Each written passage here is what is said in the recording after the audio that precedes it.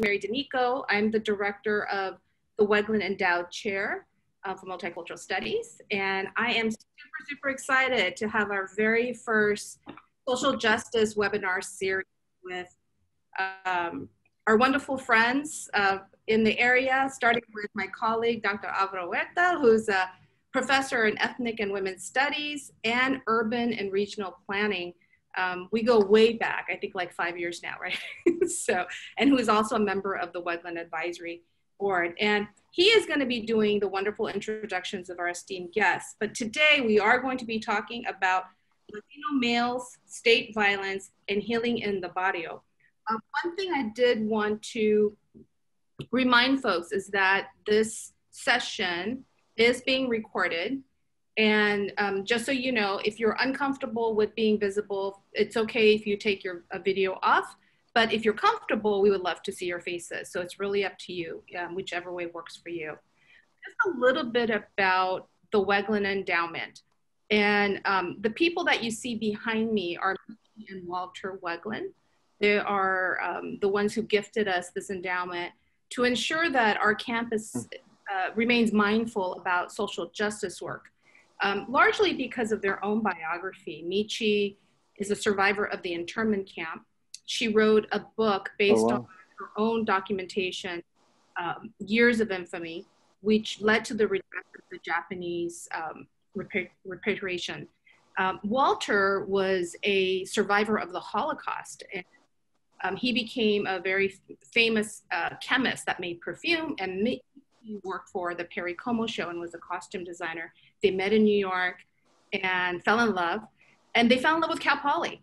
And so we're very fortunate that their friendships with Bob and Agnes Suzuki, our former president, led to this endowment. And through this work, our committee this year have committed to ensuring we try to put on programs that matter, that folks actually care about, that is grounded with the foundation of social justice and action. And so we couldn't think of a better way to kick off our series with this panel. So thank you so much. And with that, I would like to welcome all of you and thank you for coming. You can all give your thumbs too if you like.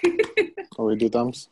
Yeah, 3 thumbs. And I'm gonna hand it on over to my buddy and I'll mute myself. Thank you. Thank you. Thank you.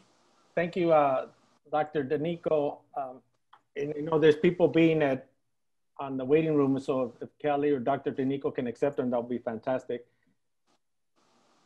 So my name is Dr. Alvaro Huerta, and I'm very happy to be part of this webinar, and I really appreciate the support that we get from the Weglyn Center here at Cal Poly Pomona, a great university.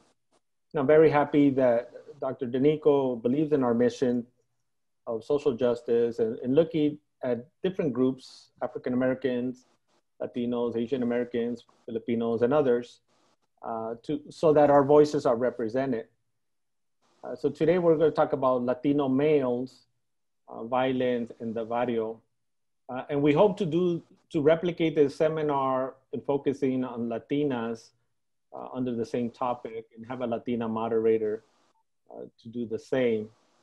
So I just want to say that the two presenters here, we have a lot in common. We're all of Mexican origin. We all grew up in Bow Heights, LA, Ramona Gardens housing project. We all experienced violence, and we all work with youth and adults to try to overcome that violence. You know, today, I want to focus on Hector, Verdugo, and Ismael Huerta as experts. And at the end of the day, anybody who has survived the main street of America, as far as I'm concerned, holds a PhD in terms of how to survive and how to help others survive as well.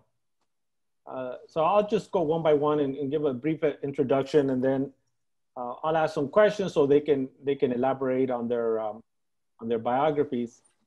So Ismael Huerta is the son of immigrants from Michoacan.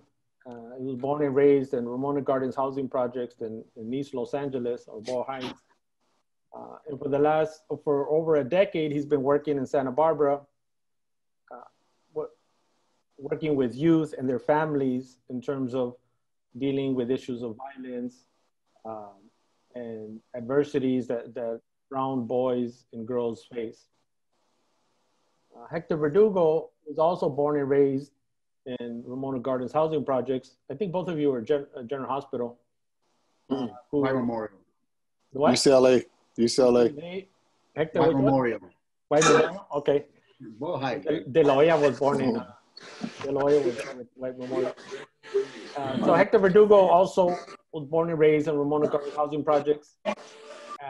And for over a decade, he has been working at Homeboy Industries, where he's Associate Executive Director of Homeboy Industries. And actually with Hector, at Urban and Regional Planning, one of the two departments that I work in, because I'm a Mexican, so they gave me two departments for the price of one, is we actually honored him with the Dale Prize for his work working with homeboys in and out of the prisons and in and out of gangs. So for me, having these two individuals present to me, they are the experts, not people that were in a gang for 2 weeks and write a book about gangs, or not people that are at the university and that never grew up in the barrio that write about gangs. They don't know anything about what it is to live in the hood. So with that, I want them to speak their truth. Don't hold back. I want you to see the insider's perspective of how it is. What are the rules of the barrio? What are the norms of the barrio? Same as the ghetto, where there is this idea that the barrios and the ghettos are dysfunctional, are disorganized, but they're not. They have their own rules and their own norms. They're just organized differently. And these rules that they operate under allow them to survive. And for me, being a skinny Mexican for most of my life, I've always used humor to survive. Actually, I applied for the gang, but it got rejected because I was too skinny to defend the neighborhood. And you weren't that funny either, bro. Yeah, I wasn't that funny. But because of my humor, I was allowed to be able to be friends with some of these homeboys and homegirls that protected me, to be able to gain some type of respect. So with that, I do also want to say, loud and clear, that Black Lives Matter. And when George Floyd was killed and Breonna Taylor was killed, I couldn't watch, I couldn't, listen to the reports, because it made me cry that Black people are being hunted in this country by white supremacists. So for me, it has to do with, when it comes to brown people, it's not Black Lives Matter, but it's Black Lives Matter and Latinos are also being killed. It's not but. So I want to get away from this division between Black and brown. And I want to get away from this division of brown versus brown, east side versus west side, south versus north. We can't be fighting against each other in neighborhoods that we don't even own. And we can't have these racial divisions among each other, because it only benefits the status quo. It only benefits the racists, that rule this country. It only benefits the orange man in the White House. So we need to be clear about who we are and what we are. At the end of the day, we didn't create the barrio. At the end of the day, the barrio is about segregation, and we were forced to live in segregated communities because of systemic racism, because of redlining, because of housing policies that limited and prohibited Black and brown people to live in the suburbs. So we got to get it straight. It's not us, it's not our dysfunctional families that cause our violence, it's the system that caused our families. And that's the bottom line. and the trauma and the experience that we feel and we experience as Black and brown and Asian and others, Native Americans, it has to do with oppression. It has to do with conquest. So for us here today, it's not just about talking about this violence that we experience, but also the healing process as well. In Los Angeles, for example, according to the LA Times on June 9, 2020, 886 people were killed by the police that were ruled homicides by the coroner. And of those, 53% or 465 were Latino, and 25% or 219 were Black, and the majority being male. Black men and boys and brown men and boys. So we have more in common than not. And right now, when it comes to brown boys and men, we are less likely to go to the university and more likely to go to the prison system, juvenile hall and the state prisons. There are over 2 million people in the prison system of the United States, and the majority being Black and brown. So we must get over these divisions, Black and brown, get over these divisions, brown versus brown, and unite and defend our people and defend our rights as human beings. So this is what it's about today. And I say this clear without any hesitation. And with Hector and Ismael, you know, they grew up in the streets. They know how it is to survive. So for me, it's a privilege to be here. And they experienced more pain and suffering than I did. I kind of escaped it somehow, miraculously. But the idea here is just to get some insight from people that are not only survived the violence of our barrios that caused by the state, caused by white supremacy, but also that survived it but are giving back to our communities and are reaching out. And that's what it's about today, people. And so I appreciate everybody, the 123 people that are here. So I'm going to start with Ismael and then just go with Hector, and then we'll go back and forth. So the first question, I usually don't write questions down, but for this, I do want to kind of give some order.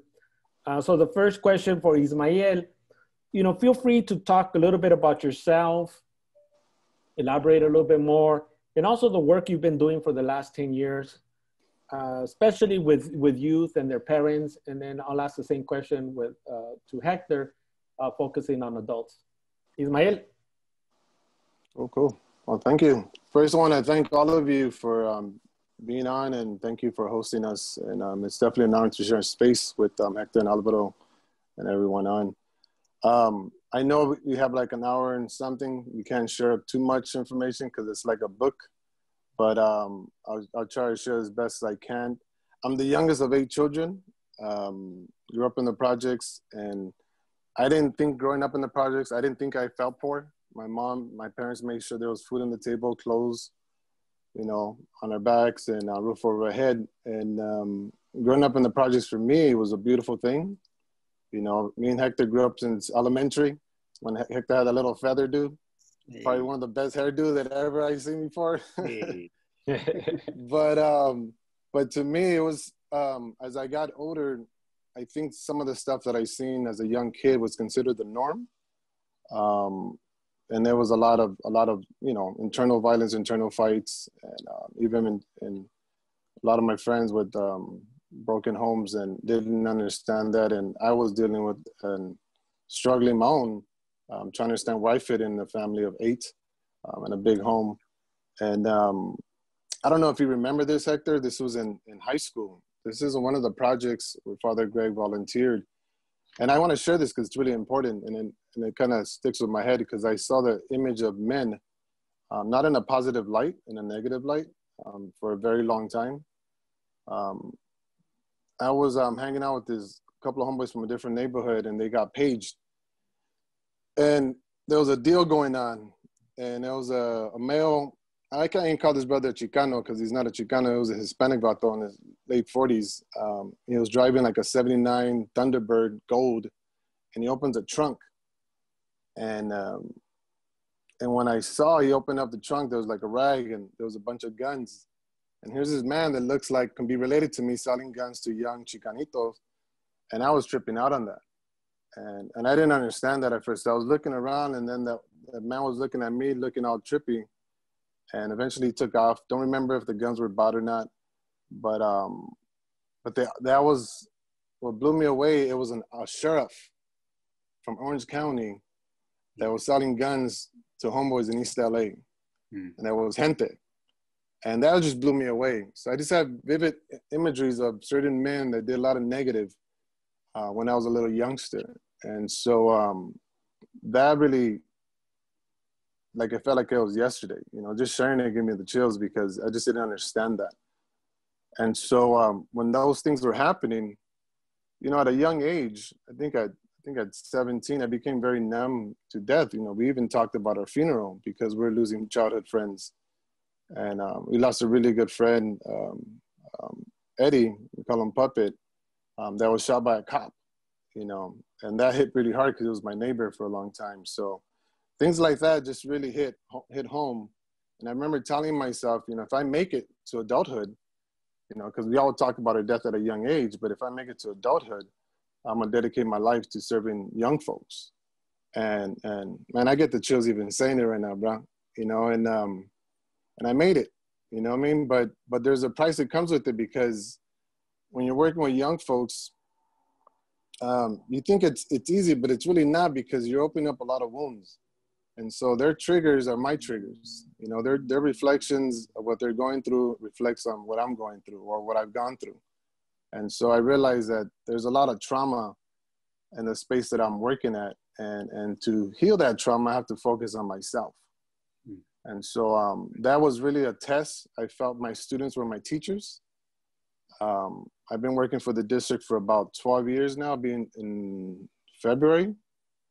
And I remember when I got this job at the district here, they asked me a question.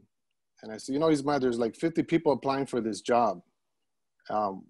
What makes you unique about getting this job, applying for this job? I said, well, honestly, I don't want to hear about kids dying. So I'm willing to devote my time and energy to help these kids out. And while I was working with the kids and eventually got the job, I was working with the kids. I told the schools, principals, they say, hey, you really don't have a gang problem in your school. I said, how's that? I said, because there's only one gang per school. You know, in East LA, in the schools I went to, there were 7, 8 gangs in the school. So there's always conflict going on. I said, but you got a lot more internal conflict and a lot of prejudice going on. And of course, at the time, this was 12 years ago, they didn't want to hear that. And so I didn't hold back. I was an outsider coming into a beautiful city like Santa Barbara and listening to the kids. So I felt like I was an advocate for the students because they didn't feel they were being heard from some of their teachers and some admin. And so I just kind of put myself out there and just, you know what, this is my time to give back. And it was a 1-year pilot. Now it's 12 years later, I'm still standing with this good job that I love dearly. And, you know, I'm still here. You know, I'm still doing the work. That's right. So, gracias, Ismael. And the same with Hector. And feel free not to hold back, you know, whatever. This is not a forum where we prohibit free speech. So feel free to just speak your truth. You know, at the end of the day, you are who you are, and this is what it is. So what we're gonna do, we're gonna speak and I'll ask a few questions for the first half of this presentation. And then, so if you have questions, go ahead and ask them now or throughout the chat. Dr. Danico is gonna help me moderate, and so we'll ask the questions after the speakers respond or the presenters respond to these questions. So the same question for you, Hector. Talk a little bit about your own background, and then how is it that you evolved in the person that you are now in terms of your own work at Homeboy Industries and helping our communities heal? Sure. Thank you guys for having me. Really appreciate just being in this circle. You know, I grew up in Ramona Gardens, and I think my life has had a little bit of a different route. My grandfather was a heroin addict, gang member. My father was a heroin addict, a gang member. My mom was a heroin addict. My father died a week before my twin and I were born. And in some of my earliest memories are of, my mom's boyfriend, her and him doing heroin. We're sleeping, next door. They had just a sheet between us, and you could see the shadows of wrapping their arms and a bent spoon, and something that I feel a child should never see. It's questionable. It's dark. You could feel the darkness, and then the violence that came in these times, that from hitting my mom, and then how it spilled over to us, the boys. And so it made me question everything. It made me fearful of what's going to happen next. As a child is growing up in this environment, there's no one to be trusted, because how come you, mom, are not leaving this dude? I know that he's not my dad. So there was my mom, they say going to my grandma's house, her mother's house, and I'll be back, you guys. And we would look at her leave and say, Mom, please don't leave. As a child would say, no, Mom, don't go. Stay. I'll be back right now. I'm just going to go to the store. And then she'll be gone for days. And then we had to dealing with my grandma was cool, but just being in the chaos of a home of, in the projects where I had aunts and uncles, all of them were gang members. Well, most of them were gang members. And, the loud screaming and then my brothers and I would just kind of be in the way. I felt that for a lot of my life. I felt like I was in the way. A lot of my life pre-teen, and just trying to navigate through this, navigate with, of my mom gets busted, who's gonna take us? Who's gonna take care of us? They always kept the twins together, but they separated my older brother and my younger brother, and they separated us from them. And those I remember feeling those feelings of hurt, of not knowing what's gonna happen tomorrow. I remember being in elementary school and kind of just daydreaming, looking outside of the window, and I could see this dude's car that passed by, on Murchison Street, and they say, that's that dude's car. That's my mom left him. Why is he in this area? And then coming out and accusing my mom, like, you're back with that guy, huh? Well, we're gonna try to work it out, son. And it's just betrayal after betrayal. These things, they build inside of me. And then I remember, like, during those mid 80s, when the AIDS epidemic came about, and I thought, oh, it's not going to hit my family. Nobody's gay in my family. And then thinking, just as a kid would think, like, are we safe? Are we going to be okay? And then once they started showing needles, I said, oh, my mom's going to die of AIDS. And I remember just like trying to block her out of my heart, because, I'm going to lose my mom too. Now what's going to happen? I barely have her right now. So these mental obstacles that I had to go through, besides, people ODing in my house. I remember that.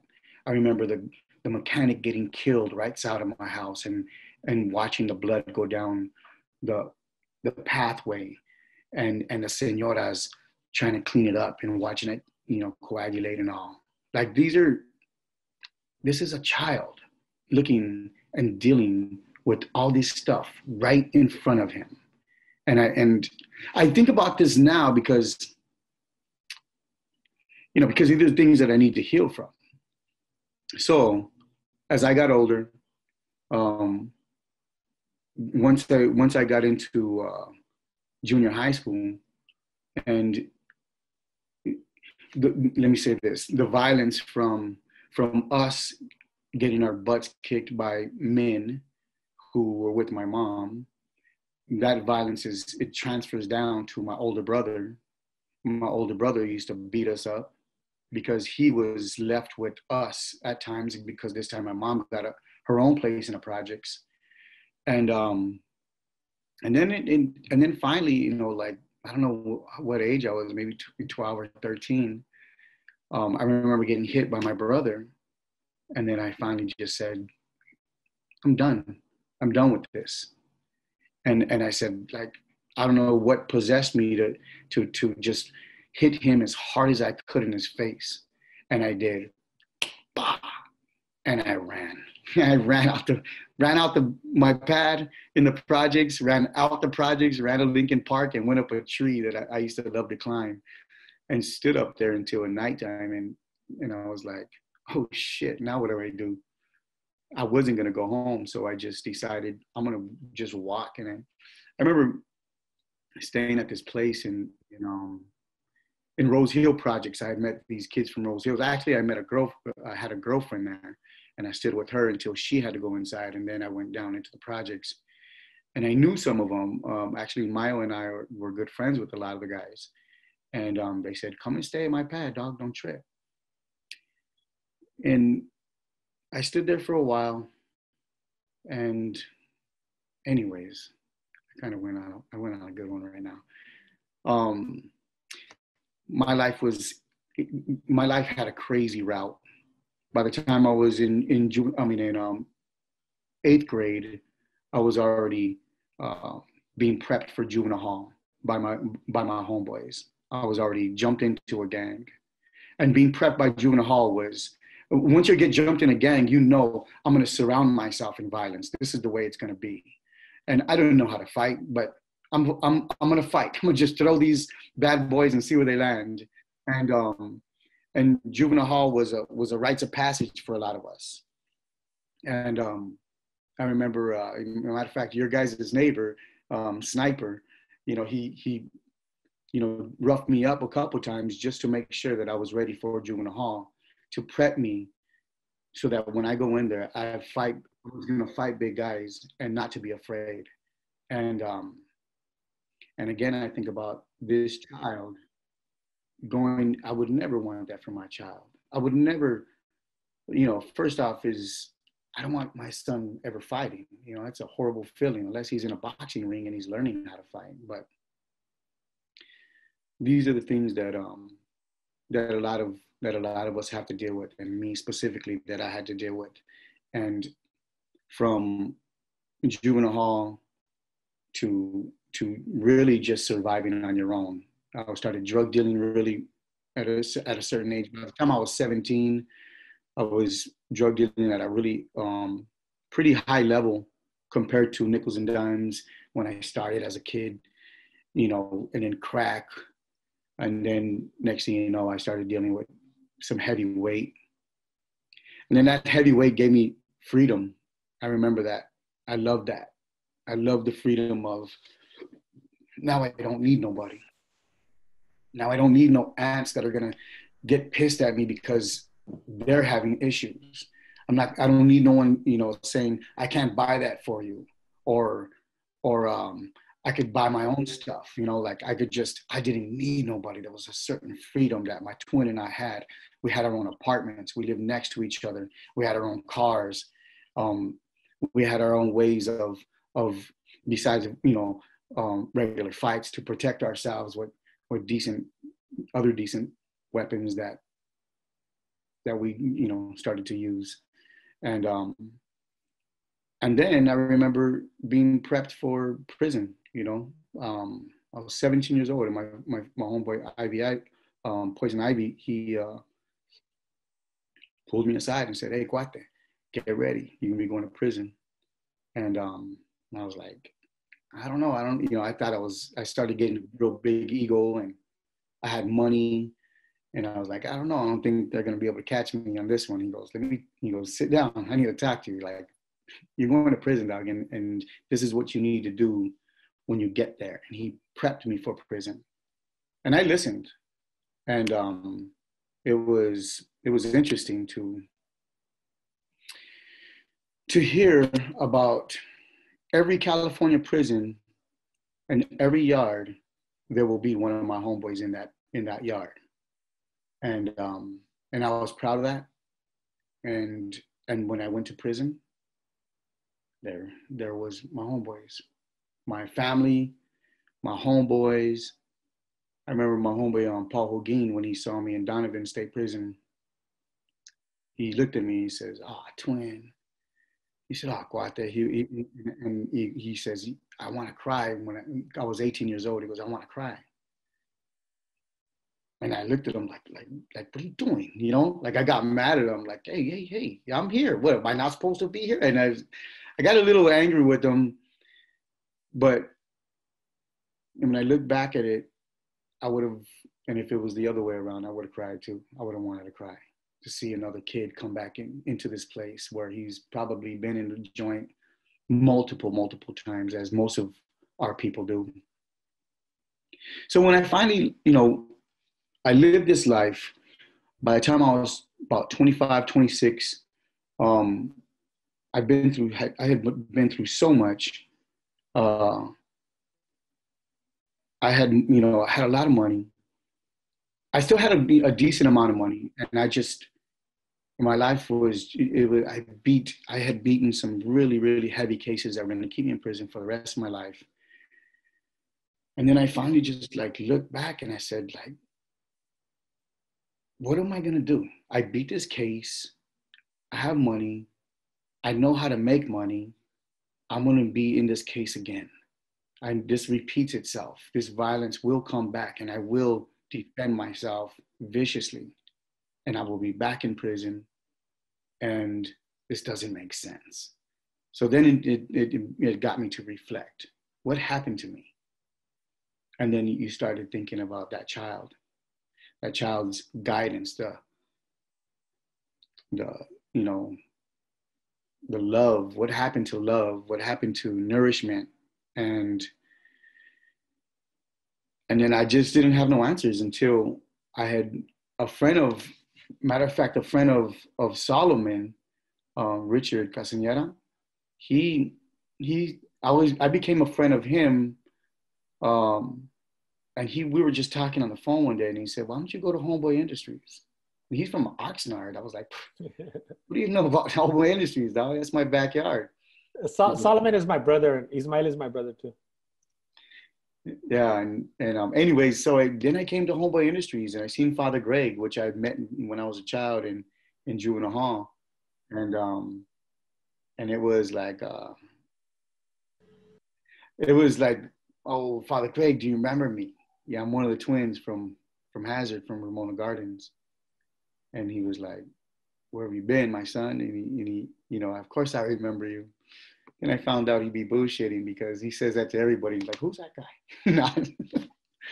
But it was really, really cool to be knowing that Homeboy Industries is made for us, for gang members. And maybe he didn't remember me, but the embrace was real. The talk was love. And he said, "I want you to be right here at Homeboy Industries." And to make a long story short, I jumped on board, and I still didn't know what I was going to do. Then I started getting introduced to healing. I started getting introduced to creative writing and certain classes that had me reflect and hold the mirror up to myself, and that mirror, is painful. And and so I went through what I went through, and we went from this old building on First and State Street, to where we're at now. And probably about a year and a half into it, I started kind of moving up the ranks pretty fast. And Father Greg, said, I want you to be like my right hand. I want you to run this place when I'm gone, son. I don't know if he thinks that anymore, but he said that, and I was like, I said, put your thinking cap on, Hector, and pray to God, because I need wisdom big time.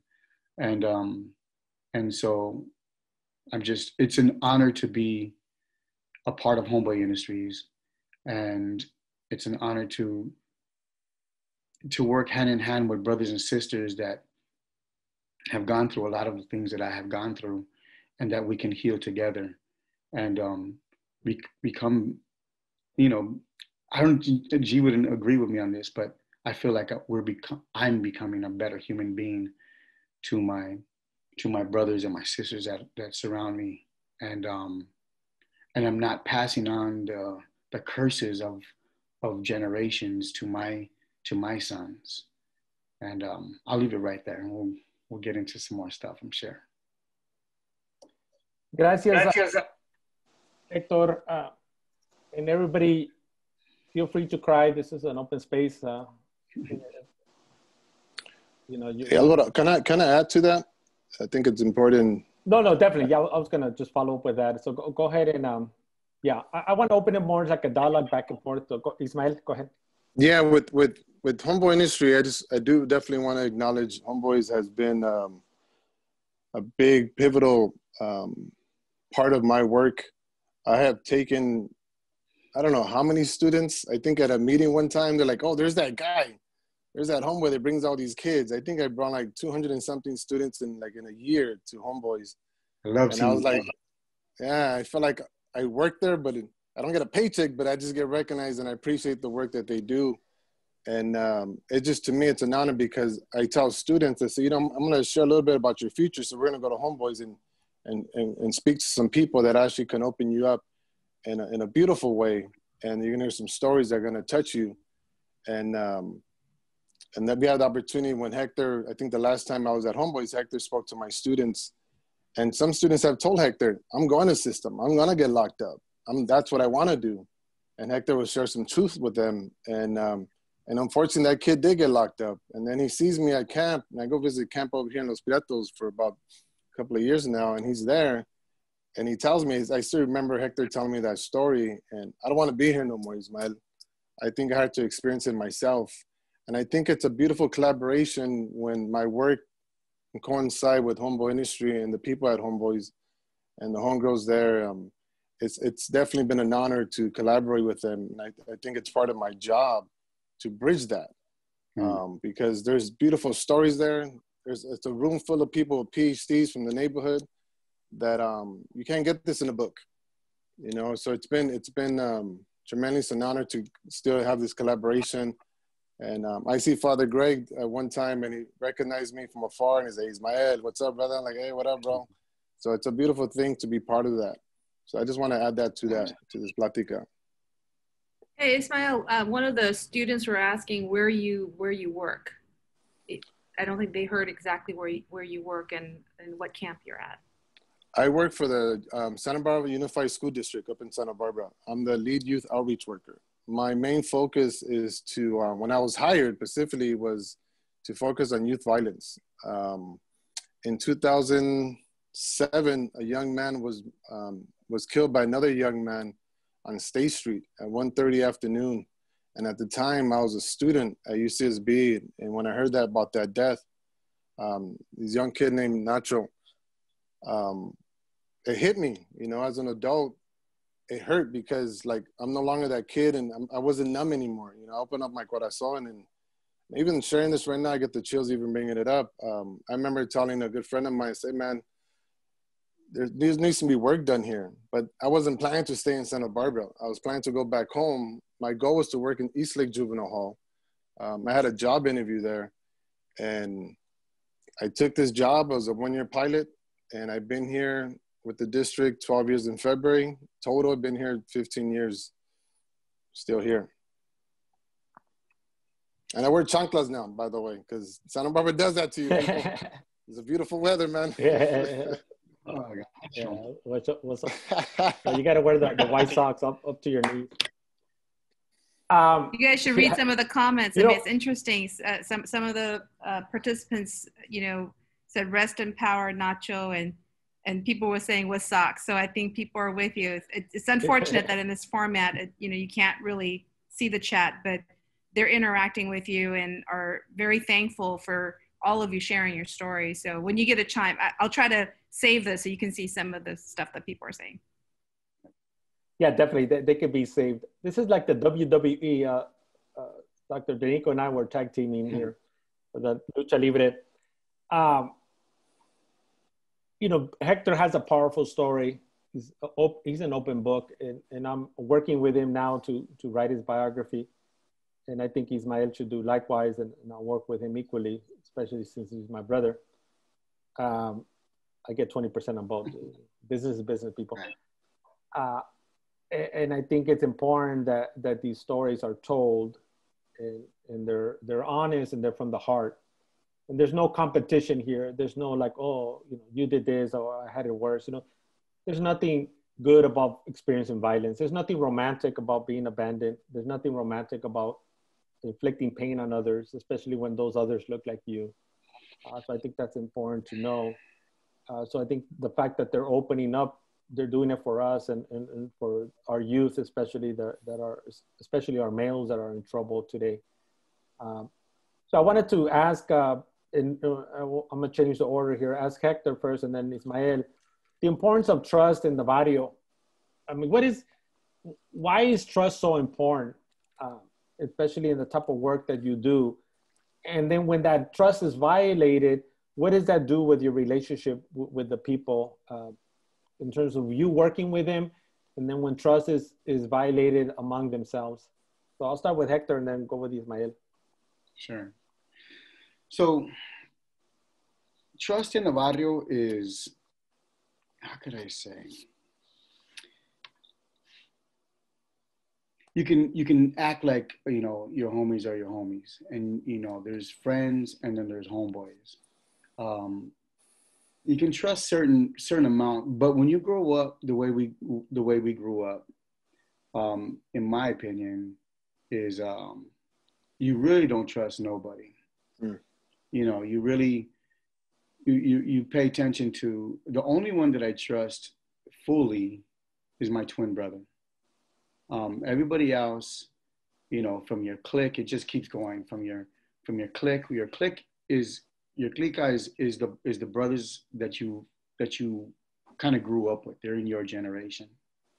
And then outside of that, you have other cliques, and usually, like where we grew up in Ramona Gardens, they're from other generations, a little bit older and older and older.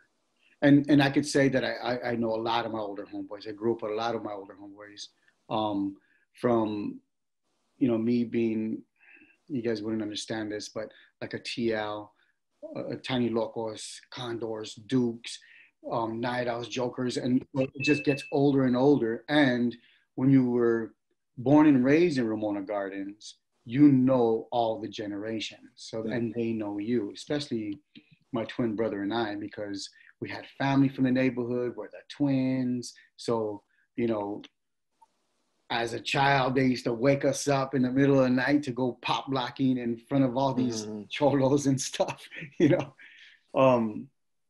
So, but one of my first lessons was when I first started selling. I remember selling PCP in the projects, and so I got my bottle. It's a little bottle about this big. You get what they call a 50 pour, so it's about half of the bottle. You dip a cigarette for PCP and you sell it for $10. Now, I got my bottle. I was rolling around the neighborhood, selling PCP. One of my older homeboys said, oh, what's up? What then? Hey, what's up? And he goes, you're selling now, huh? I said, yeah. And I was thinking, why is he questioning me? Because I'm already from the neighborhood. He shouldn't question me. But, I know this older dude. He knows me. And he goes, let me see what you got. So I show my bottle, but you hold it the way you hold it. You hold it and you flick it. Like, what's up? And he goes, let me see it. Why do you want to see my bottle? And he goes, and he kind of like, why are you not showing me your bottle? Why would you not show me your bottle? So he's questioning my questioning. And I'm like, he goes, and I pulled back, this is my bottle, huh? You know what I mean? Like, you have your own bottle, you get your own stuff. And he goes, hey dog, if I just want to see your bottle, let me see your bottle. I've been busting with your uncle, you know, poop. And so he pulled all these psychological things on me, you know, to show trust. And I was like, am I tripping? Am I supposed to trust like this? My instincts say no, but he's pulling family ties and all this stuff. So I said, here, look at the bottle. So he grabs the bottle, same way. And then he shoots it back to me. He says, that's it. Just wanted to see what you got on me. What I did. Boom. So I jam. I sell my next PCP cigarette. And then my customer comes back and says, hey, dude, what, you trying to burn me? And I go, burn you? And he goes, you just sold me this cigarette, doc. You just sold me this dipper or whatever we called it back in the days, frio. And I look, and so I get it and I smell it. Then I go to my bottle. I smell my bottle and it doesn't have the really distinct smell of PCP. And then I said, oh shit, burn me. And I was like, motherfucker, excuse my language. Like, he burned me after he pulled all those, after we did this little fight. And I said, okay, first lesson, fuck everybody, even my homeboys. Like, you know, like no one's on my side. I'm going to be in here. I'm not going to give up. Oh, I'm not going to sell no more. Fuck these guys. I'm not going to go back. And it's just lesson number one. Don't trust nobody, period. Okay. So, you know, I made my way to deal with the situation. And then, you know, but that was a huge thing. So trust. You trust, can I trust my mom? You know, from not saying she's going to go to the store and she doesn't come back for a week. Can I trust my homeboy who says, dude, like, it's me. I'm busted with your people. I know everybody. I know all your aunts and uncles. Okay, cool. Here, boom, I got burnt. Oh shit, trust. Completely off the table in my eyes. So I could trust, you know, to a certain extent. You know what I mean? If I go with my group of people and we go to the store, and I should be able to trust that if we get into some stuff, I trust that you're going to jump in. But it doesn't matter because I have to do what I have to do. And this is only on me. I gotta take care of my business. And I'm expecting this. And if you don't, there will be consequences.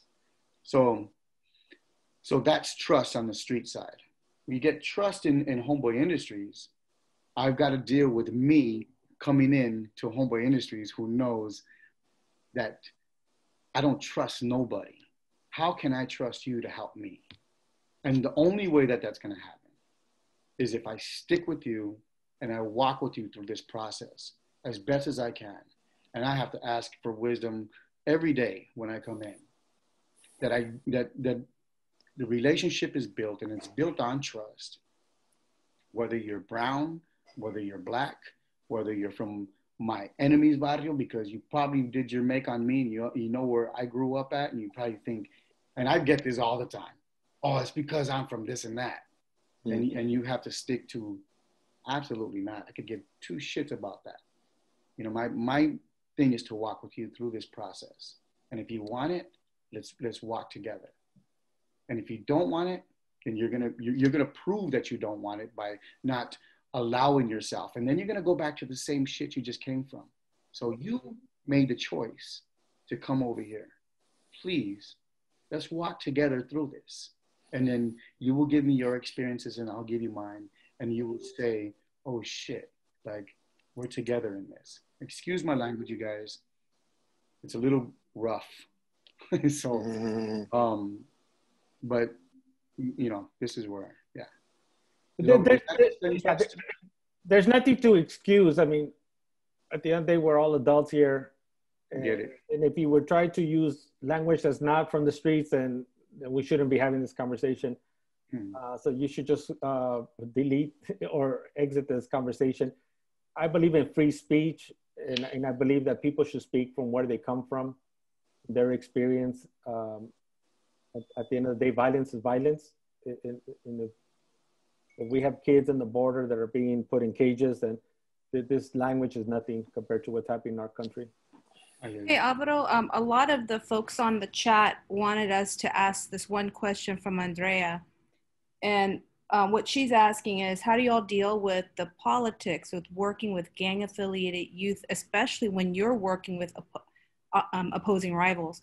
What are y'all's thoughts on politicizing young people to redirect young people's hurt towards self-empowerment and not self plus community destruction? And several of the folks really felt that that was an important question. So how do y'all deal with the politics with working with gang-affiliated youth, especially when you're working with opposing rivals? What are your thoughts on politicizing young people to redirect young people's hurt towards self-empowerment and not self plus community destruction? Yeah, that's a big question. Yeah, she's getting a lot of support. So let's start with Ismael, and then we'll go with Hector. I think it's a big question. I don't know if I can put it in a nutshell, but I think for me personally, when I first started my job here at the schools, for a whole year, I just listened to these kids. And I work in 7 different sites. I started working with 133 students. And I remember reporting back to the district. I had 2 board members, an officer, probation officer, 2 principals, a social worker, a therapist, a community service provider, my supervisor. And I remember them telling me, Ismael, you gotta cut it down to like 24 students. 133 is too much. And I remember telling them, well, you're telling me this for 2 weeks, I've been building this relation with the kids, and now you're telling me to go back and end this? I'm like, nah. So this is gonna take some time. It's a year contract. If you guys don't like in a year, you guys can fire me. And so with a lot of students that I met along the way, a couple of them didn't trust me. They didn't know me, who I am. I'm from LA, so they're like, well, you're from LA, they have a negative image of LA folks. I say, yeah, I'm from LA, but I don't represent LA, I represent myself. And I made it clear to them, I'm representing myself as a Chicano brother and as a male into your space. And I said, you guys should start questioning why you're in my classroom. And they're like, what do you mean? I said, you guys been labeled as gang members. And within seconds, one group of students verbally started attacking each other. And I stopped them real quick. And I said, you know what? It's interesting how you guys are arguing with each other, but not really questioning who's labeling you. And then one of the kids in the background said, man, that's deep. And I said, look, bro, you guys are pretty much following a pattern that's pretty much going to leave you locked up or 6 feet under or kicked out of school. And so I don't do favoritism in those schools. I'm with you in one classroom. I'm present with one school. And so wherever I'm at in a classroom, I'm focused. And whatever we talk about in that classroom, it's in that classroom. It doesn't go outside that classroom. So my focus is personal development, teaching them their how to become young men and understand the politics of the street politics, actually. I call it streetology-based teaching from what I learned from the streets and I learned from the schools, and understanding their true selves. And so I don't really get into the politics in that sense. I don't play that game. I'm more focused. I lead with my heart and listen with my heart. And so that approach is a little bit different. I don't believe in territorial because I'm a grown man in the space now, in their space, in their territorial space, which to me, it's a very sacred space. And so I make them think a little bit different of their environment. And I ask them, look at your environment. Why is there a liquor store in your neighborhood? Why is there older homeboys falling through the cracks? Why is your family struggling? Why do you live in an area where you can barely make and you can barely eat? And so I focus on that more, not the politics. To me, those are like politics. I don't play the game in that. And so my space is very sacred, what I have with my students. And I meet some of my students in elementary. I follow them all the way through high school. I've been to their baptismo, like their kids' baptism, their quinceañeras after. I really focus on that. And so I really don't get into this whole, the politics that people play, because I think it's a yin-yang mindset. I focus on one thing only, is to uplift these young men and women. I have a few young women in my space. And I'm happy to say, and I say with full pride, I got 6 of my students that were all into the neighborhood. Now they're in college. One pre-med, one is a sociology major, one is a history major, one is a math major. And so to me, I don't play the game. I don't get into the politic game. I really focus on what I have in front of me. But I do teach them reality, what's out there in the adult world, because the problem right now that I'm seeing, it's adults versus youngsters, and that's a problem. And that needs to change, because to me, that's a kinship that's been broken. And I think with the work that I do and with the work that Hector does, it's a kinship right there, building that relationship with the older homeboys that have been through life and the homegirls that have been through life, and teaching the youngsters how to understand and say, look, I'm a reflection of you if you take this path.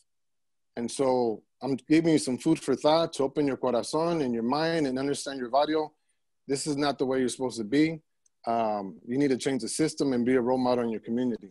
So for that question of politics, that's a personal thing that you have to kind of view it. But I would love to have a plática with you, that individual, whoever it is, after, and walk into my world and meet my students and have a plática on that. For sure, Ismael. I'll see you in Santa Barbara. Órale pues, pinche Amy.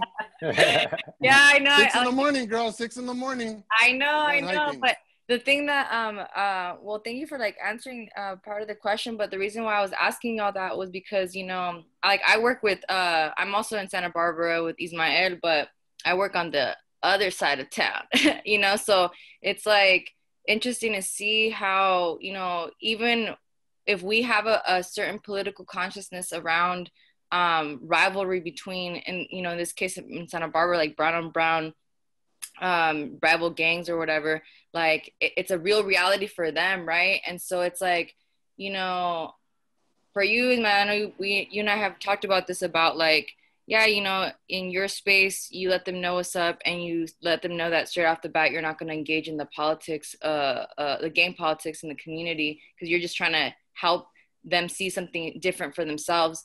But like my concern is that a lot of the little homies, they're not there yet, right? But they're still going to be out in the community. So how do we reach those kids that don't want help and or don't think that they need it, right? Because they're still going to be out in the community. So the solution to that, Amy, is the older homeboys and the older homegirls in the neighborhood, collaborating with those folks that actually want to give their time and energy to the youngsters, because the solution is a community. I'm only one person in the entire district, 17,000 kids. So there's so much that I can do. In the past, I did work with the older homeboys back in the day, from both barrios, actually 3 barrios, and it was good. But unfortunately, some of the homeboys were caught up. They picked up a case, so my connection's a little bit different with them. But I do believe that the solution's in the community. And I believe with the universities here and our schools, bridging that relationship, and a person like yourself, that can make a big impact. But it doesn't take one person. It takes a whole community to do that. So I want to thank Andrea for that. And I think we can recruit her for the Latina version of this talk. Oh, yeah, definitely. I think that she's awesome, by the way. Given that the wise Latina is wiser than the male, then we can have a better conversation. Hector, so how do you deal with the politics of different gang affiliations coming into homeboy industries? And I know this is real for both of you. So how does that work there? Sure. So, you know, I'm fortunate and honored to be able to sit in Father Greg's desk whenever he's not in. That's a lot of the time. And so in that seat, I'm one of the guys that accept the brothers and sisters that are coming in that want to be a part of the program. And, you know, of course, mainly gang members. Now, when gang members come in and they say, like, look, I want something better for my life. So there's a few things right there. Is nobody's court ordered to be at Homeboy Industries. And people, they come because they want to come to Homeboy Industries. Homeboy has been around for 32 plus years. Mm. And, you know, the reputation is, if you want help as a gang member or someone coming out of prison, go to Homeboy, go talk to Father Greg, go talk to the guys over there, and more than likely they're going to help you. So when they come with the attitude of, I need help. And sometimes they're strung out on drugs. Sometimes they're just they just look and they come in, they're mad dogging, they're the whole shebang. And you know, it's important every step into Homeboys. Once you step in, every step of getting to where I'm at, whether it be the people that are greeting you in the front desk, to the brothers and sisters that are around, all make a difference. It's a culture shock if you're from LA and you're involved in gangs and you look inside and you see, ain't that so-and-so from that barrio? Why is he talking to so-and-so from that barrio?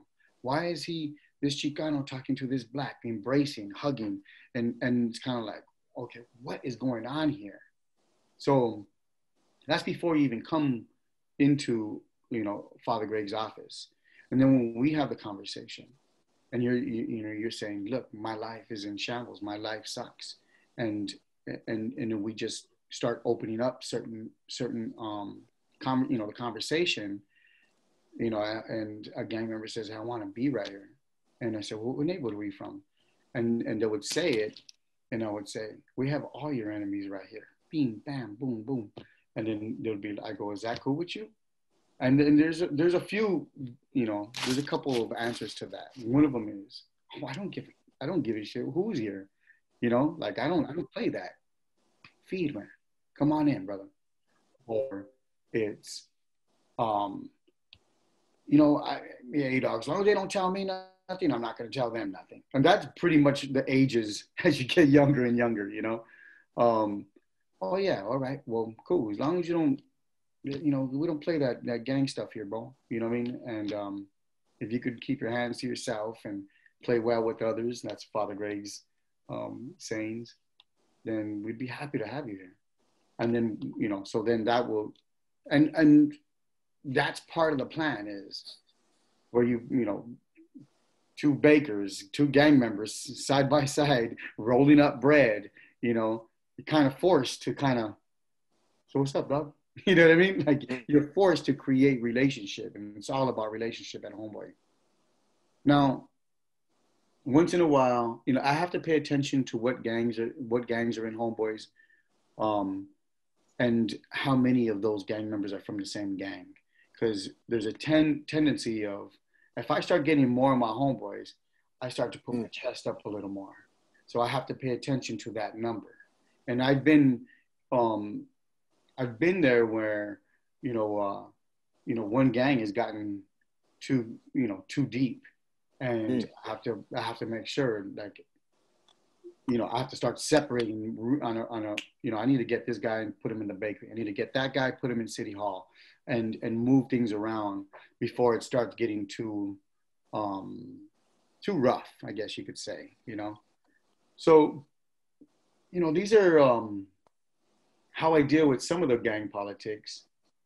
I don't, you know, most people think like, how are you dealing with gang members? Don't the gangs get mad? Don't they, you know, you're taking away their I don't know, soldiers, if you will, you know? Mm-hmm. And it's like, not really. Most of the time, gang members come here, and then they go back to their barrios, and they're like, you know, how come you're not kicking it, dog? Oh, it's because I work now, I have a job. Who hired you? You know, it's Homeboy Industries. They'll hire anybody, dog. You know, and then usually what ends up happening is they start to bring some of their friends in. And, you know, I and a team of us pay attention on how we make sure that those politics don't get thick. They don't, you know, we have our ears to the ground. We have a security team inside and outside. I could explain that if you really want me to explain that. But more importantly than anything is the message of love, the message of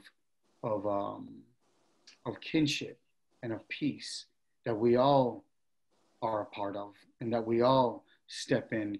And trainees themselves will step in and say, we don't do that here, dog. What are you doing trying to write on the walls? We don't do that. Mm-hmm. And it's not like the boss or something like that, you know, is that we all participate in this kinship world. Does that make sense? Yeah. I think that's a very important point, and I think that's something, Alvaro. Yeah, go ahead. I think it's important. I think Sure, it's sure. important to understand, if you've never been in gangs, it's kind of hard to understand the gang politics. It's based a lot on fear and respect and a lot of ego. And especially with young men, especially when young men are still trying to figure themselves out, sense of belonging to something. And so when an outsider comes in and the kids don't understand this person, like, oh, you're weird, you're showing me love that I've never felt before. So it's kind of an awkward moment. But when they get to know you, they see you, and then they get to see that you see them, and then they open up their heart, and then they take the mask off. You know, I had the opportunity to take a lot of students hiking. I love nature. I take my students hiking and teach them how to jump in the cold water for 20 minutes, and the water's like probably 50 degrees, and they take the mask off. You know, the first few minutes, these kids are talking about people they fought, homegirls they hooked up with, or one time they got locked up, or homeboys they fought in their own neighborhood. And that, I love it because I see them in their máscara, but after the hike's over, that mask is gone. And I see them in their light. And that's when they see me. It's like, Ismael, I appreciate this. And I remember this one kid could not jump in the water because he had an EM monitor. He was on probation. And he just sucked. Like, everyone jumped in the water and he couldn't jump in the water. And the homeboys were calling him out. He's like, I'm not a punk fool, but if I wet this, I got to pay $500 to probation. And he told me, like, on the side, he says, Ismael, I'm going to work really hard to do good and get off probation, but I want to come back here and jump in that water. And I think that people have to understand that these young minds, that's their world right now. That's what they see. And we as adults have to show them a different light. And by showing them a different light, it can be humble industry. It can be universities. It can be conferences for them to see unique people. You know, I noticed my brother Juan Santos logged in. I had him speak at conferences, and he speaks from the truth. You know, Hector spoke to a lot of my students, and a bunch of other homeboys that spoke to my students. And I want the youngsters to see themselves, because with homeboys all tatted up and they're professors, and like, damn, this guy's a professor. Say, dog, you can still be in the neighborhood, but be a smart homeboy. Understand the game in the neighborhood. But it's really hard for outsiders to understand the politics in the game, because it is a trick game. It is a politic game. And if you don't get it, you're never going to understand it. And I think it's important for people to know, like, if you come from a good place and you devote your life to young folks, but at the same time, devote your life to helping adults, the parents, the root is the parents. It's a triangle effect. You have the parents and yourself and the kids up here. You got to uplift that kid, but you got to go back and not look at it as a gang thing. You got to look at it as a trauma problem. We have a trauma crisis going on right now. And that's how I look at it. I don't look at it as a gang problem. I look at it as trauma. And to me, what I didn't share with you guys earlier, for the past 8.5 years, I brought in meditation and Tai Chi into my teachings, because it focuses on trauma, you know? And I think by doing something like that, it's different. It really opens up the guy's third eye up here, and for them to understand, like, there's bigger than their environment, and from them seeing the block. And so when I take the kids to homeboys, they see, like, oh shit, there's enemies hanging out together. There's enemies eating together. So this is possible, because when you're young, you don't see that possibility. That's what I love, that connection that I have with homeboy industry, because they see the opportunity that they're never going to see. And that's why it's important for a person like myself, and for those that want to dedicate themselves to helping young folks, expose young people to another world besides the block. And I guarantee you would reduce the youth violence in the neighborhood. So gracias, Ismael and Hector. We have about 16 minutes left. I think I don't really believe in role models or anything like that. I'm too old for that. Yeah, because you're not my role model, cabrón. Yeah. You're just my brother. Yeah, I don't believe in any of that stuff. But if I were to have one, apart from my wife, is great Father Boyle. And I think one thing he teaches us is this idea of kinship that Hector mentioned and Ismael mentioned, and that kinship is what brings us together. And at the end of the day, we have more in common than different, except for the Orange Man and the White House. So we have, what brings us together, our experiences, especially those of us who grew up on the streets, we really have more in common. And when we're fighting ourselves, when we're killing ourselves, we're committing suicide. We're literally killing the people that look like us. the mothers and fathers and guardians that suffer as a result of that. So we need to break away from that. So I want to ask, I'll start with Ismael this time and then go with Hector, is what do you see when people feel pain? And I know both of you have experienced pain more than I have, but what do you see in terms of healing practices, whether they're spiritual or they're religious, in terms of helping young people or older people too, overcome some of that pain and suffering and transform it into a healing and a self-awareness of whatever they experience is not their fault. And how is it that they can become from being victims to survivors, and then from survivors to agents of social change? So I'll start with Ismael and then go with Hector. I think for me, I tell my students and presenters, people when I present to, I want you to look at your past as your toolbox, not so much as your weight that drags you. I believe that one is to recognize your trauma first and to focus on healing. And it's not easy. It's gonna take some time, and it can be a long journey. You know, I have some kids that have been through some crazy shit that I've never experienced, and it heartbreaks me. But I show them that, hey, let's work in this path and let's work step by step and how to focus on that and how to forgive and move forward. It's not an easy task, but I do believe, for me specifically, is this: I'm always on that path of sharing what I've learned through my own personal experience and teaching young folks, like, do what makes you happy and learn how to forgive and not carry that pain, because that can be detrimental long-term, you know, especially in relationships. You know, if you grew up in an abusive home, study shows you repeat that cycle, you know, and to me it's like, be a game changer, break that cycle. And it's unfortunate for me because I'm in a classroom once a week for like 55 minutes. I don't have the kids every day. And so when I have 7 groups, which is over 100 and something kids, I just have those 55 minutes of just straight being present with the kids. And that can be very challenging. And sometimes it is. And sometimes it's a beautiful thing. But one of my students has told me, you know, Ismael, you talk about college and you talk about higher education. I'm sorry, dog, but I don't see that shit. I can barely see the block. My mom's getting evicted. My brother got deported. And I'm all fucked up right now, dog. And I don't know what to do. And this is in a large group of kids, and he's crying. And I'm just like, oh, shit. I'm not a therapist. But I do believe, living 47 years in this planet, I have a wealth of knowledge. And so what I've done is just listen to him, spend time with him, talk to his mom, talk to his brother, and just really take those steps, you know, and making them understand it's not your fault, bro. And you're going to be all right. But just surround yourself with good people.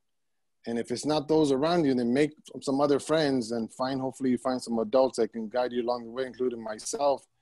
And I'm open. You know, I'm always, my phone's always online with these cats. And so I think just focusing on that and paying it forward and being open-minded and truly believe in the kinship. You know, I'm responsible for these youngsters in my classroom. And I love them like my own children. And they know that. They know I care a lot about them. And so just being that perfect, not perfect, but that good image of a male role model in their life. Even with the young women in my class, you know, same thing as well. That's my approach. Gracias, Ismael. And I know Jessica asked a question about your healing session. So maybe, well, I think they can just respond to me and then I'll refer you to Ismael because he's in his phone. Hector? So when I think about healing, I'm thinking, you know, I just kind of think about like the pain that I think about myself as I could be able to relate to others. I think about the pain that you carry throughout your life, and that pain becomes normal. It's a normal, and you surrounded, you know, as that pain comes out, you transmit your pain to people around you, whether it even be with family or you know, I mean, you could be in the barrio and you don't get along with that clique and all that stuff, and then there's outside of the barrio and there's that gang, and then you know, then you end up getting along because you're all in prison. Now we got to go against this gang that's in Northern California or whatever.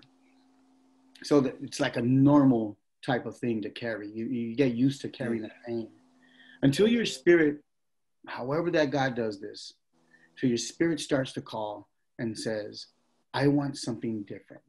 Give me something different. And so we find that where people come to Homeboy Industries. And then, you know, we're so fortunate to have Father Greg to teach us about pain, about healing, about there's no way around it, Hector. There's no way around your pain. Then what do? You have to go through your pain. And so I started to feel that, like, I got to go through my pain. And then as I'm writing about my life for the first time in my life and started to choke up, you're like, I'm an adult, you know, I've been through the worst things, you know, not the worst, but pretty bad stuff. And then you start to, you continue to write, and then you like, oh, why am I getting emotional? What the fuck? What's going on here? So then there's no way around the pain. It's only through the pain. Fuck it. I'm just going to keep writing. And when tears just roll down my face, then I'm going to allow it to happen. And then when I'm wailing, crying, because I'm thinking of that child going through all the stuff that's not normal for a child to go through. Now I'm releasing that pain. All this time I've been stuffing that pain down, and then again in stuffing that pain down, I'm transmitting it to anybody who even looks at me wrong. And now I'm releasing it. Thank God. And then it doesn't stop there. It just keeps going and going. You know, you carry so much, and as you know, there's the different tactics of releasing your pain and healing, whether it be writing it on a piece of paper, or telling, you know, your therapist about, you know, this stuff, or talking to my peers as we're in circle together. And when it's sacred circle that we get to see, like, fuck, you went through that too, dog. And then we get to cry together and be together. And all we're doing is just letting out. And if you think back in your life, when did I ever have the chance to do something like this?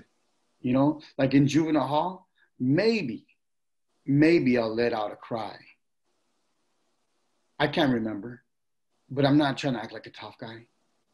But maybe I did. In prison, absolutely not. I'm already hardened by that time, you know. So, and with your homeboys, I remember being the ear for a lot of people, listening and stuff, but you know, again, if you remember my trust piece, I don't trust nobody, so they're not worthy to hear my inside thoughts.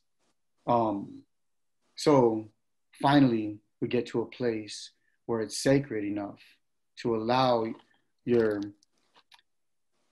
damaged heart to be repaired through this community of healing, and watch this first a release, and then watch this the self-love start to happen. And when that starts to happen, the world changes around you.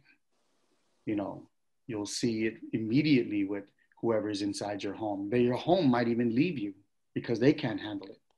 But if your children who got no choice but to be there, they're going to take this love. They're going to see the difference. And right then and there, you're changing the generational curse. And then watch this ripple effect just flow through your family, your friends. And then watch what happens when people say, I want what you're having. How do I get to that? And then you get able to dare I say, lead a path of healing. But if I'm doing it and you want it and you see that it's making a big difference in my life, I'll be damned if I'm not going to show you the way. And so you come over here. So I really, that's why I think it's, go ahead, Ismael. I think that's why it's important for my students to go to Homeboys and hear that, because they see it, they hear it from adults. These little youngsters they don't hear it from home. They don't hear it in their environment. That's why it's beautiful to have this relationship, collaboration with Homeboy Industry. It really is, it's so powerful. You know, hearing Hector say what he's saying, and I truly 100% agree with him, because youngsters need to see that it is possible to heal, but you do have to go through it, and don't carry that as you get older, because it just escalates with more and more. So I thank you, brother, for sharing that, man. Yeah, my brother. Yeah, I think what's important with both Hector and Ismael, and they both have different styles. And once you hear them, you'll see that there's a lot of in common, but there's also some differences too in terms of the different levels of trauma. For me, it's not a competition, and a lot of times we feel that, like in the Barrio, there's like, okay, you know, like who had it worse and they have more stripes, or who's tougher, they have more stripes. That's a losing proposition at the end of the day.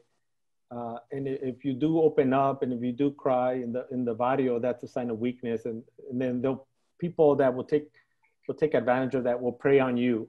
But that's not even an option when it comes to the streets or the prisons that both of them have experienced in different degrees. So I think for me, it's important to see and talk to people without judgment. Without judgment. This country judges too much. And always when people open up, you see it as a sign of weakness. But there's no weakness here, there's only strength. So when you hear love for the first time, it's like love is a weakness, but at the end of the day, love is a strength, it's what brings us together. And if our fathers and guardians never said that I love you, we have to break the cycle at one point. Mm-hmm. Right? Because my father never told us he loved us, but we have to break the cycle in terms of telling that to show love and to express love, unlike the orange man in the White House, that's not a sign of strength, that's a sign of weakness when you don't do it. You know, if you want to be tough, you want to talk tough about putting kids in cages, come to Ramona Gardens and see what happens to you. Because that's what it comes down to. So at the end of the day, these two individuals have been tested more than anybody can imagine, but there is no glory in that. There's no romanticism in that, because that only brings pain. So the fact that they're sharing, they're opening our hearts to us, and I know some of you have experienced this similarly that are watching, it's okay to open up. It's okay to cry, because that's only human. And those that have dehumanized us, they themselves have dehumanized themselves in the process. So we cannot be like them.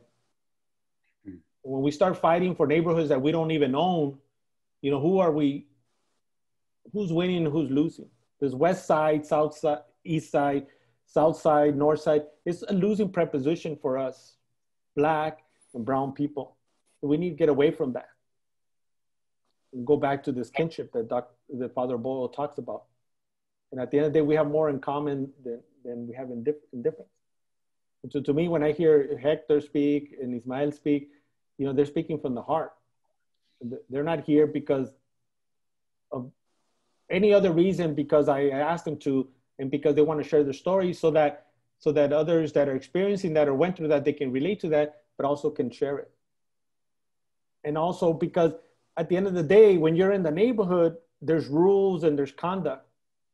And no motivational speak is going to change that. No stupid Nancy Reagan, just say no, is going to change that. At the end of the day, the pressures of the hood and the barrio are stronger than any words. So sometimes we have to take homeboys out of the neighborhood to get them out. But because we don't have the wherewithal to do that, it's not a coincidence why that cycle doesn't continue. But at the end of the day, the cycle is not us. It's the oppressive system that benefits from having Black and brown people kill themselves. Brown versus brown kill themselves. And who's tougher? That's a losing proposition. So I love the stories of Hector and Ismael, and I promise both of them, especially Hector, that speaks out a little bit more publicly, that I support them to write their books and see their stories in the books and the movies, so they show the real truth to that. For the last 30 years, Father Bo has been working on the margins, but Hector and Ismael lived in the margins. So white privilege allows you to exit, but for brown and black people, there is no exit, people. So at the end of the day, it's about us opening up, and whatever privilege we garner through our journey that we have to give back. So to me, that's what it's about.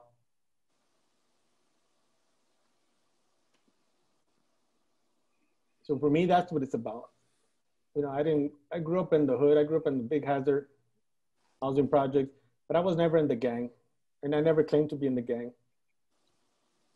But I'm proud to have grown up there, and I'm sad to hear when I was growing up, my homeboys and homegirls that I grew up with that died, went to prison, that never lived past 17, that they're not with me today to share their stories.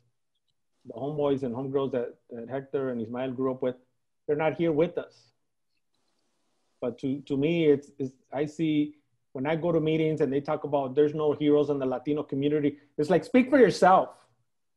Speak for yourself. You're looking at one right here. You're looking at one right here with Hector, with Ismael, and the wise Latinas in our communities, our mothers that lead the way. So I just want to close with this. I want to dedicate this webinar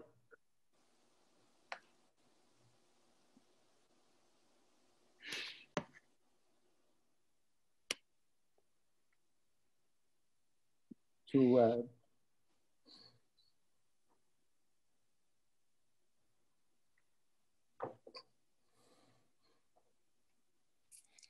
my brother,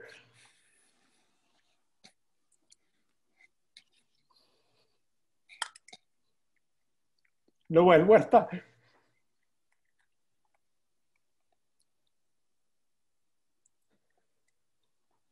who's not with us today because of the traumas that he experienced growing up in the projects.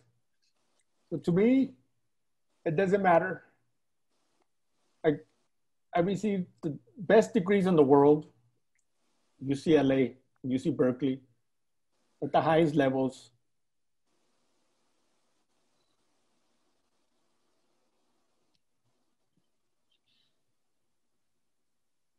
And I will give them away or tear them up to have my brother back. And it's because of him, the people that experience pain and suffering in their barrios, and our kids in cages because this orange man in the White House are suffering today, that I speak and I fight, and nobody can quiet me, and nothing can happen to me. The worst that the orange man in the White House could do to me, a skinny Mexican from the projects with illiterate parents, the Ph.D. from UC Berkeley, the only thing they can do to me is deport me back to East LA. And with that, muchas gracias. And I want to pass it back to Dr. Danico. If I can ask all of you to unmute temporarily just to give our wonderful speakers, this incredible panel, a round of applause. It's so hard that when we're so hard.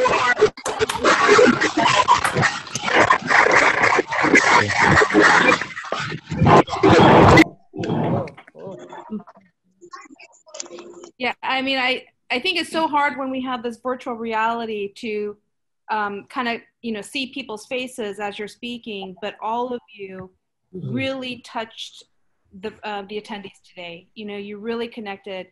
I want to really thank you from the bottom of my heart. Alvaro and Ismael, so sorry for your loss with your brother, and I'm sure, he's looking and very, very proud of all the work. Hector, I think we met years ago at Homeboy Enterprise, and your life journey just inspires and amazes everyone.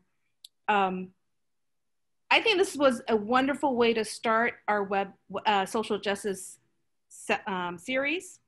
But I also want to invite all of you, who I know many had to leave. We had about 130 people, and I think there's still 90 of you still here. So thank you. But I did want to invite this community to share insight. And I think Jonathan was sharing some things that he thought folks might, benefit from based on what Hector and Ismael said. And so I messaged him and said, hey, would you mind just announcing at the end? Because we had so many chats.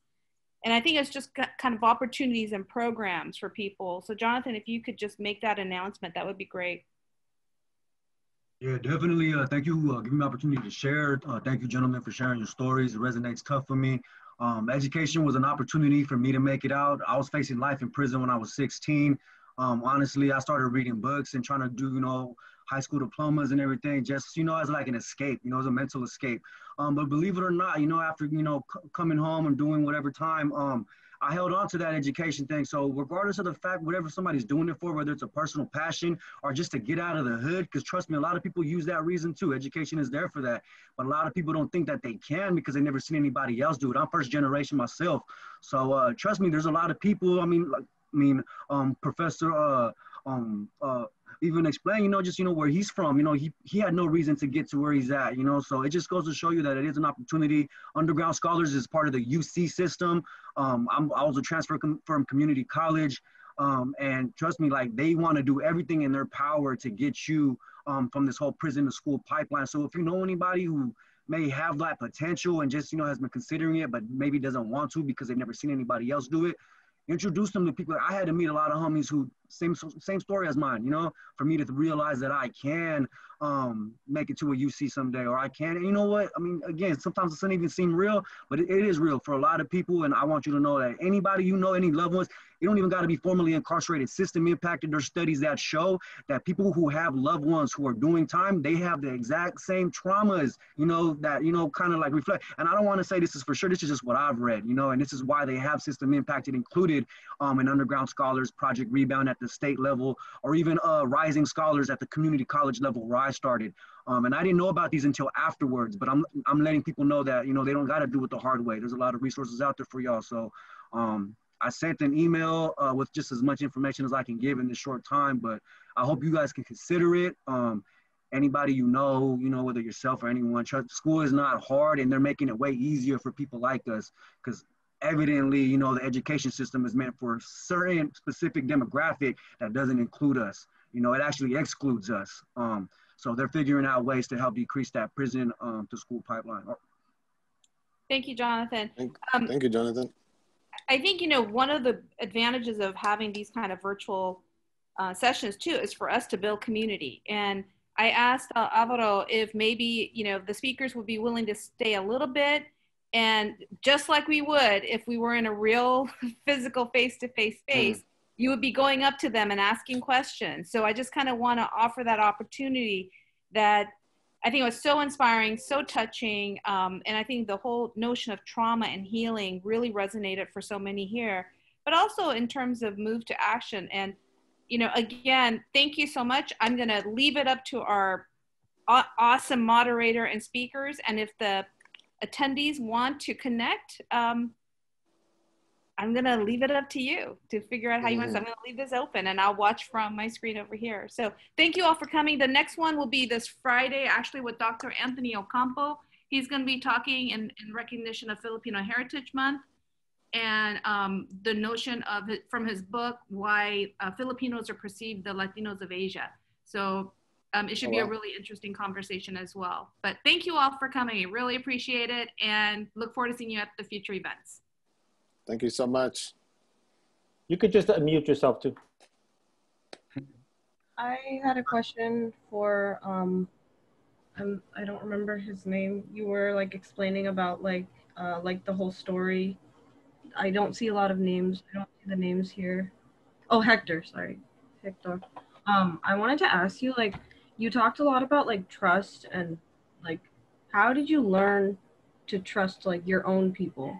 So, because like my what I'm coming from is like, obviously, like I've been around like my own people, my life, my life, and like, um, I've like started to realize that, oh, there's like an echo, but I've started to realize that like a lot of the people, like for example, like a lot of the people who wronged you, you start to feel like, oh, like those were my own people hurting me, and then like, so then growing up as like a minority nowadays, like obviously like, the popular opinion is that, you know, we need more representation of minorities and things like that. So um like how do you kind of like, because then that kind of turns into like this feeling of like unpopular opinion, like isolation, that you're frustrated with your own people, even though the rest of the country is actually starting to actually appreciate your people, but you know like what your own people have done to you. Like how do you overcome that frustration, like, you know, kind of get past like that, like get into like that state of trust again? Cool. So I don't, for me, I don't think about like, okay, my people, or if I'm like segregating like lines around, you know, Chicanos and whites and every, you know, racism and all that stuff like that. I don't even trip on that. I feel like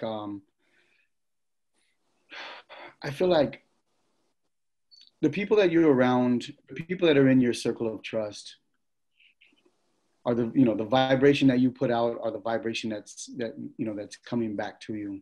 I pay attention to who's around me.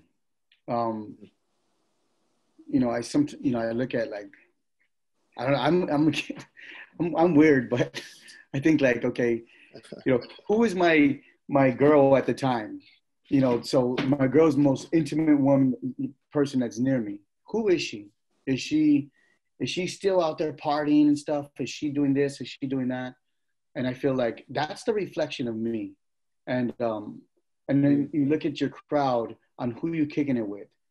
They're the reflection of me. Are they thriving? Do they want more for themselves? Are they, you know? So and it doesn't matter. It goes, humans are humans, in my opinion.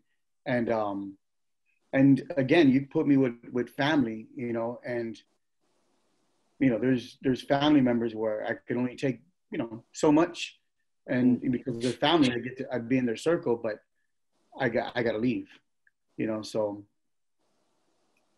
I don't know if that answers your question. You know, for me, it's just I build trust with the people that are I don't know. I don't know how to even explain it right now. I think I'm explaining it right, but if I get too into it, it's gonna sound kind of weird. But Ismael, how do you deal with issues of trust? I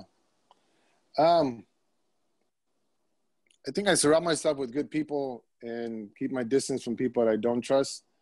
I think when you grow up in the neighborhood, you get to read body language pretty quick, and then sometimes your friends you get trust. You know, you got it's like your friendship gets tested amongst other people around you. So I think as I got older, I became wiser, and I eliminate certain people that I don't want around me. And so, you know, unfortunately, there's people that I know that I don't trust at all, and there's people that I work towards trying to see if I can trust them. So it's a yin and yang. You just got to be true to yourself and surround yourself with good folks. And like what Hector said, there's people around you that you don't even know them as well. You know, amongst even with family members, where you feel, if you feel that safe space, and I think that's something personal you got to deal with and go through it. But I think it's an internal thing with yourself. And I think it has a lot to do with the self-love, self-care, self-awareness, and self-agency.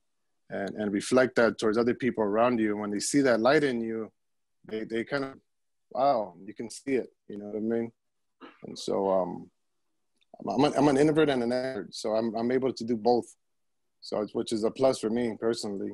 But you know, I work in a big district with a lot of people, and There's some people I work really well with, and some people I don't. Some people trust me, some people don't. And I've learned how to play the chess game. So it's just kind of like you have to maneuver through all that. As long as I'm true to myself, I'm good.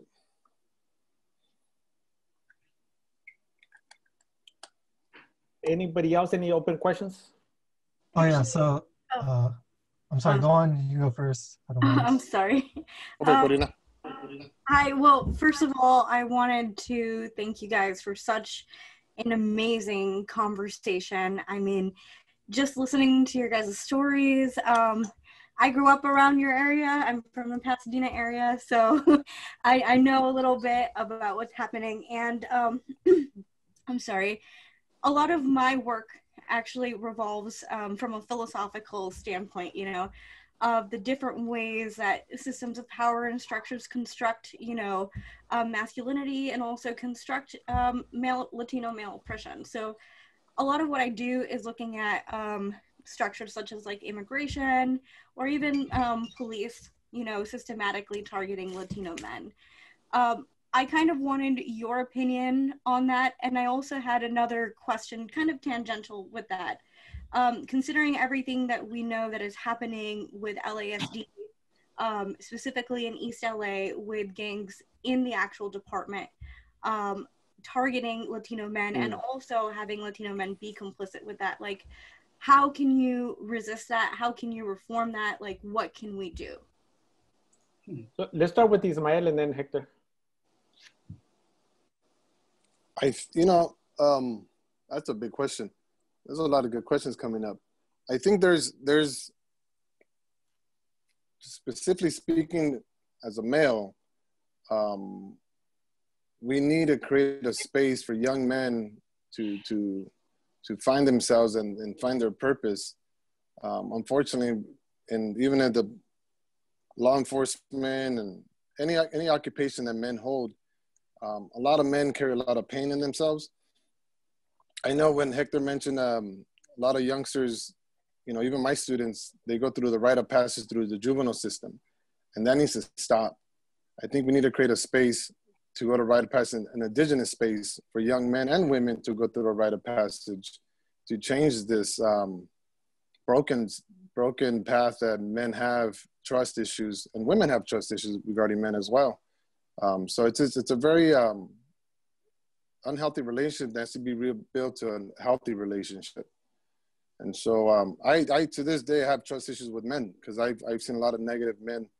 They're not family, but outside my peripheral that really showed me another side that I don't like. And you know, but I'm becoming that person to be that, I guess, that positive male figure to show other people there is possibility that men can change and men have the potential to have a huge impact. I don't know if that answers your question, but it's really focused on just teaching young men how to find their purpose to adulthood. Hector? So, you know, you mentioned like, you know, sheriffs gutting their gang and stuff like that. I mean, we've dealt that firsthand, you know, in the projects when they killed my homeboy Smokey, and many other deaths, you know, regarding LAPD, you know, LASD and stuff like that. And you know, it's unfortunate, it's horrible, you know, the way, you know how these things happen and stuff. And for me, I feel like, how do I deal with that now? How do I, as an individual, of what I think about, like, if I go back to the county, and sometimes I get those thoughts, what if you go back to the county, dog? What's going to happen? How am I going to, you know, I mean, like, you know, I know what I know, and I say, what are you talking about? That's not an option. You're not going back. And a gang is a gang no matter what gang it is. You know what I mean? Mm-hmm. Like, you know, whether it be on who these guys feel like they're protecting to serve and all that stuff, and they're gang members, like, yeah, you're just like me, and you know, you're a damaged individual, and I can see that. We're all human beings. We all fall short of glory. We all need to be healed. I say Homeboy Industries is here for gang members, for us, you know, but truthfully, Homeboy Industries should be serving the guy in that downtown high rise who's got all these issues as I do. And I'm, you know, I might be brown or uneducated and from a street gang, but you might be rich and can't stand your life and you're doing other, you know, horrible things, whether to yourself or to other people. So I feel like we all need healing, and with that, you know, it's not what Father Greg says. It's not about us and them. It's just us. And that us, it doesn't mean just us gang members. It means everybody. And yeah, that's what it's about. It's about healing. That's what I think. I want to say something. I think Enrique wants to say something next. So I'm just going to put it like this. And we're going to end at 8 to 10 minutes. In the neighborhood where we grew up, there was one gang, the neighborhood gang. And then there was the sheriffs, that's another gang. And there was the LAPD, it's another gang. And housing authority is another gang. And at the end of the day, we were more fearful of the LAPD and the sheriffs than our own gang, whether you were in the gang or not. In other words, we felt more safe in the neighborhood than outside the neighborhood. So we got to be clear about that. And the problem with having black and brown cops, just like black and brown ICE agents, is that often they're going to beat you up more to please their white colleagues than a white cop. Why be part of an oppressive system? I don't believe in that. This happened in South Africa with the military when the ANC took over, when the Africans took over. Why replace white cops in military with black cops in military that are oppressive? We have to replace the oppressive system. Changing the color of the skin doesn't make any difference. Having a black president like Obama didn't make any difference. And we still had over 2 million people, mostly black and brown, in jail. It didn't make a difference. 2.7 million people, immigrants deported. So for me, it's not the color of our skin, it's the color of our consciousness. And so that I think that's more important. Enrique? Buenas noches. Thank you for letting me talk. I want to thank you, your brother and Hector for putting this together. I was struck out in 2000. I was sentenced to 25 to life under 3 strikes for reckless driving, felony evading. A regular citizen would have just got 1 year or a $10,000 fine, but I got 25 years to life, and I served 20 years of that time. I was just released earlier this year in April during COVID, and I was brought down to LA County Jail. It was real sad to be taken there. It was real filthy. There was people living in filth. There was literally someone with feces in their cell for like 3 days, and they wouldn't let him come out, and they wouldn't allow him to clean the cell. He had mental issues, and the officers had took off because of fear of COVID. And then my neighbor on my other side was a 21-year-old facing life. He had committed murder, real misguided youth, real intelligent. So as I came down from prison, I was already attending college classes. I was already halfway into an AA in psychology. So, and I landed right there. I landed between a mentally ill person living in feces and a 21-year-old kid facing life. And it just angered me a lot, you know? So I was fortunate. The court released me because I had rehabilitated myself. While in the SHU, I earned a GED, which was rare back in like 2009. I was in Pelican Bay. I was in the hunger strikes and all that stuff. And, you know, I left a lot of guys, a lot of lifers on a level 4 behind, hard guys, you know? And they're all proud that I got out, and I continue going to college. I'm a full-time student right now in East LA. I'm working hard. What's up? I'm also attending an apprentice shop right now, so I could get a union job while I'm going to school. And there's just no stopping. I'm sober, and a lot of my friends actually, they want to get together with me. They want to celebrate that I'm out. At the time, I don't have no time. You know, I'm busy. But when I get that AA, when I get certified, well, when I'm really, really, you know, did something that I feel I did something, then we'll get together. And I just wanted to share that with everybody. And I really, really you know, I didn't know what I was going to hear. I was real happy that I heard Hector, you know, speak, you know, the truth. And I'm just real grateful to hear this. I hope to be part of this in the future and help, you know, in the community. Thank you. Thank you. I put my email there, Enrique, so you can apply to Cal Poly Pomona and transfer there. So just hit me up. I might. There you go. Very, very possible. No respects, Enrique. No respects. Why not? You got this far, why stop? There's no stopping. This is what I was saying about Hector and Ismael and people like yourself and Jonathan, is that the knowledge that you all bring, and Karina, everybody that has spoken, you bring your own knowledge and experience to the classroom and outside of it, right? So that's very powerful, and that makes a big difference. Jonathan and Enrique, you're welcome to come to Homeboys, dog. Come check us out. We can hook you up. You know, I mean, if you're looking for getting to the union and stuff like that, we have different connections, and you know, we have a team of people that are going to East LA College. We have, I mean, it's beautiful to watch that there was this huge team that went to East LA College, now Cal State.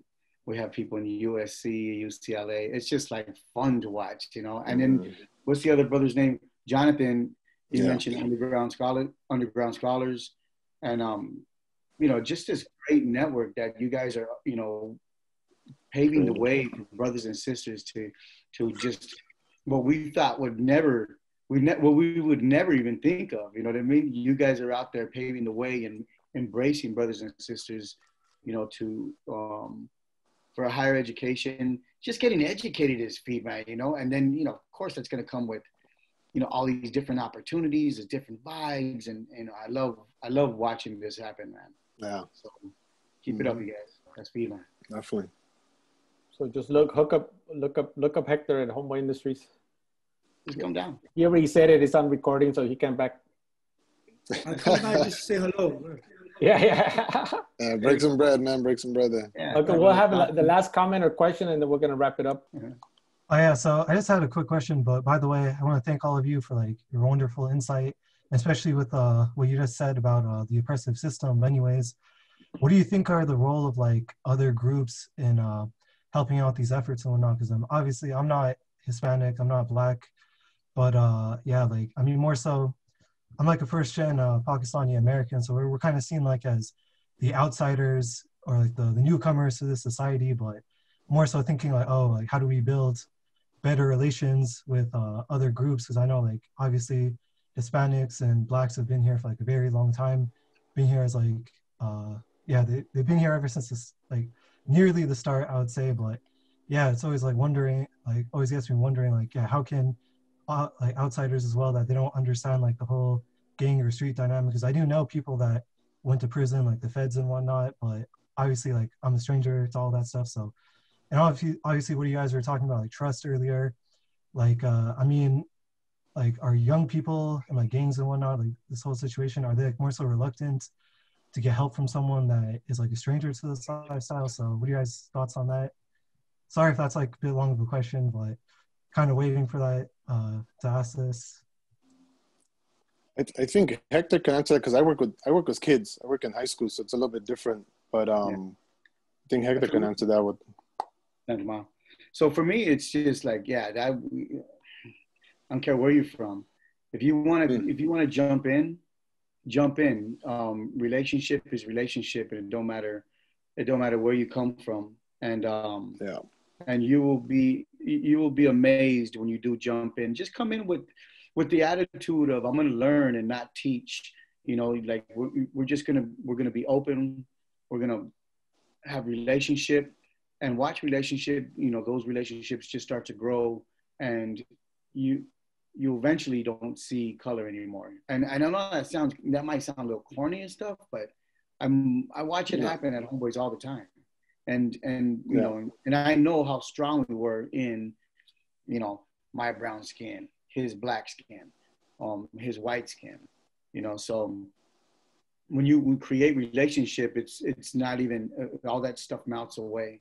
And then if it still comes up, then it's not about the people, it's about you, about how you feel in your own And you know, then there's healing in that. You know, I don't know how. I grew up in a brown village, you know, so I don't know how it is really to be that much out of place. Sometimes I do when I'm in certain places. I remember I used to get nervous as shit when I'd be around a bunch of suitors, and some of them were even Latino, but it made my hands, you know, wet, and I've been through some pretty rough things, and to hang around these guys with suits, it just freaked me out. But now, you know, like, things are different, you know, and so when it just comes down to that, to, you know, your ethnicity and all that, I would say, come in. You want to learn about, you know, the homies, and you want to be a part of any crew, you know, any, you know, be part of the solution. Come on in and create relationships, and you'll see that won't matter. Yeah, come to the Global Homeboy Network. Yeah, that's pretty fun. That's pretty fun. So that's fantastic. So I think Samara wanted to say something, and then we'll just end with her comment or question.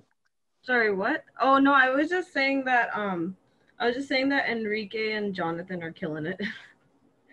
Yeah.